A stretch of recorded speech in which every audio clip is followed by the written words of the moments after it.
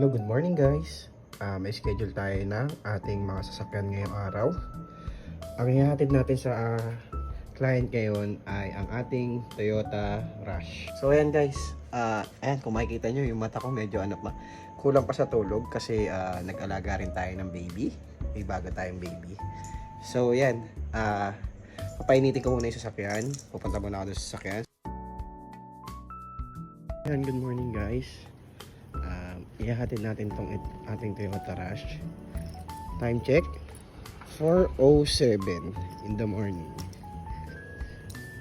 Kailangan kasi ni client or nung ating renter ng 5 AM, kaya maaga tayo ngayon.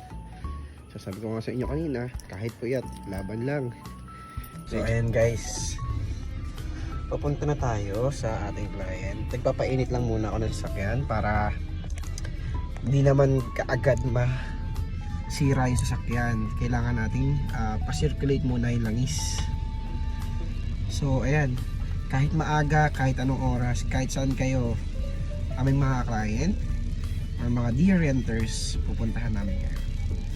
Kaya saan pa kayo? Dito na kayo sa MOL. Ayan, so guys, paalis na tayo. Kung nakita nyo, naka ilaw na yung ating fuel, so we need to gas up na.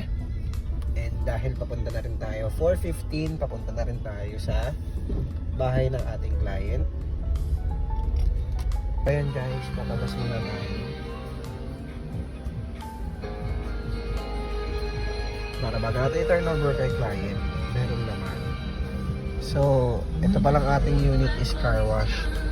Problem is dahil masyado malamig sa araw, na medyo akala nyo ayan, buti na lang maaga pa kaya hindi pa masyadong madaming sasakyan. Meron man, pailan-ilan lang, mga truck, motor na mga nagmamadali. Ewan ko, baka late na sila kaya ang bibilis mo patakbo. So drive muna ulit ako guys. Stay safe pa lahat. Nandito na tayo sa lugar ni client. Kaya lang wala pa siya eh. Tinatry kong tawagan binababa yung call. So habang nag-aantay, nag-take muna ako ng video. And guys, nahatid na natin yung unit. And sabi ni sir, pagbalik na lang daw siya magpapicture kasi hindi siya naka-ready. So ayan, naglalakad muna ako papunta dito sa bahay namin sa Antipolo. Baka manghiram na lang muna ako ng motor. Then uwi na ako ng Teresa.